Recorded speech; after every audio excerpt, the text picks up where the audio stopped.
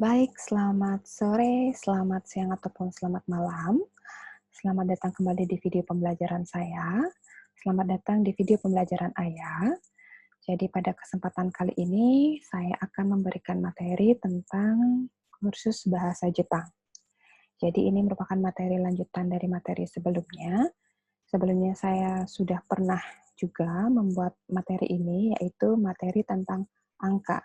Tapi pada video kali ini, saya akan merangkumkan semua materi yang berkaitan dengan angka. Jadi saya harap bagi yang mendengarkan, baik itu mahasiswa ataupun yang lainnya, semoga semuanya dalam keadaan sehat, selalu jaga kesehatan, pakai masker, cuci tangan, dan selalu jaga jarak. Jadi saya mohon izin untuk share screen ya. Baik, pada kesempatan kali ini saya akan menjelaskan materi tentang angka atau disebut dengan kazu. Jadi ini adalah angka dalam bahasa Jepang. Jadi ada beberapa angka yang pengucapannya dalam bahasa Jepang itu terdiri dari pengucapan. Contohnya itu angka 0, angka 4, angka 7, dan angka 9. Jadi nanti akan saya jelaskan mengapa angka-angka tersebut memiliki dua pengucapan. Jadi saya akan mulai dari angka 0. Jadi kalau 0 itu dalam bahasa Jepang bisa disebut dengan zero atau re. Zero atau re. Kemudian 1 itu adalah ichi, 2 adalah ni, 3 adalah sang, 4 itu ada yong dan shi, kemudian 5 adalah gu, 6 adalah roku, 7 adalah nana atau shichi, kemudian 8 adalah hachi, 9 itu adalah kyu dan ku, kemudian 10 adalah jiu. Ya, jadi ada zero atau re, kemudian ichi, ni, sang, yong atau shi, kemudian go, roku, nana atau shichi, hachi, kyu atau ku, dan jiu. Jadi untuk angka selanjutnya, kelipatan dari 10, rumusnya itu sangat simpel. Contohnya adalah 11. 11 adalah 10 ditambahkan dengan 1. 10 itu adalah ju. 1 adalah ichi. Sehingga 11 adalah ju ichi. Ini contohnya. 11 adalah ju ichi. Kemudian 12, 10 ju ditambahkan dengan 2 adalah ni. Kemudian 20, kalau 20 itu adalah 2, 2-nya dulu, baru ditambahkan dengan 10. 20 adalah ni ju. Kemudian begitu selanjutnya, kalau 31, 3 ditambah 10 ditambahkan dengan 1. Sehingga menjadi sanju ichi. 31 adalah sanju ichi. Kemudian 100 adalah yaku, 1000 adalah seng, dan mang itu adalah 10.000. Jadi diingat, sama halnya dengan rumus matematika dalam angka, ketika menyebutkan dalam bahasa Jepang, kita harus tahu posisi angka itu adalah sebagai apakah ratusan, puluhan, dan satuan. Ya, saya akan berikan contohnya dengan mengetikkan seperti berikut. Baik, saya akan berikan contohnya. Contohnya tadi kita sudah belajar adalah 13. 13 itu adalah 10 ditambahkan 3.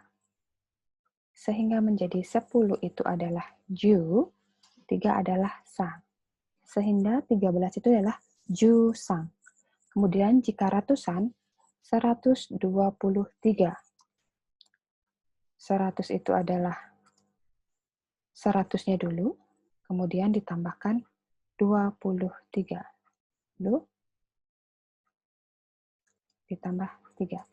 Sehingga 123 adalah hyaku ni ju sang. Atau di sini kita bisa tambahkan rumusnya, 100 ditambahkan dengan 2 ditambah 10 ditambahkan 3. Sehingga menjadi hyaku ni ju sang. Kemudian kalau ribuan itu contohnya adalah 7.549. Contohnya seperti itu. Kita tulis dulu angkanya 7, kemudian 1.000, ditambahkan terus 5, kemudian tambahkan dengan 100, ditambahkan 4, ditambahkan 10, ditambahkan 9. Sehingga menjadi nana atau shichi, seng, gu, hyaku, yong, ju, kyu. Sehingga 7.549 menjadi nana atau shichi seng, gu, hyaku, yong, ju, kyu. Jadi contohnya seperti itu. Jadi mohon diingat, kalian harus hafal yang mana merupakan ribuan, ratusan, ataupun puluhan, dan satuan. Ya. Jadi tadi sudah saya langsung berikan contohnya seperti apa, jadi saya harap kalian bisa memahami. Untuk latihan selanjutnya kita akan lakukan di diskusi di Google Classroom ataupun di WhatsApp Group. Ya. Selanjutnya saya akan lanjutkan materi kita dulu. Nah, ini masih berkaitan dengan angka. Memang di beberapa negara menanyakan umur atau usia itu tidak lazim. Tetapi untuk kita, tradisi kita, itu tidak masalah untuk menanyakan umur. Jadi beberapa tempat kerja ketika kalian akan interview, beberapa tempat kerja itu akan menanyakan berapa usia Anda atau berapa umur Anda. Jadi bahasa Jepang untuk menanyakan umur yaitu ada oikutsu desu ka? Oikutsu desu ka? Atau yang lebih formal, bukan lebih formal, yang lebih tidak terlalu formal tapi masih sebatas formal itu adalah nansai desu ka? Nansai desu ka? Jadi yang oikutsu desu ka ini adalah pertanyaan yang paling formal atau sangat formal ketika Anda menanyakan umur seseorang. Oikutsu desu ka? Tapi jika masih sebatas normal dan masih ada hubungan kekerabatan dekat, kalian cukup menanyakan nansai desu ka? Itu cukup ya. Nah, sama halnya dengan angka yang tadi, rumus untuk mengucapkan umur itu adalah angka ditambahkan dengan sai. Ya, jadi ini adalah beberapa umur yang spesial yang pengucapannya harus dihafal. Jadi tidak bisa dirumuskan seperti angka-angka yang lainnya. Contohnya 0 tahun, itu adalah reisai. Kemudian 1 tahun adalah issai, issai.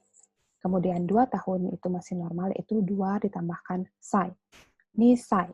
Kemudian 3 tahun ada sansai, 4 tahun itu adalah yongsai, 5 tahun itu adalah gosai, 6 tahun itu adalah rokusai, kemudian 7 tahun itu adalah nanasai, 8 tahun ini yang harus diingat adalah hassai, bukan hachisai, tetapi hassai. Kemudian 9 tahun itu adalah kyusai. Ingat ya, bukan Q saja, tapi kyusai, panjang U-nya. Kemudian untuk 10 tahun itu adalah jusai atau jisai.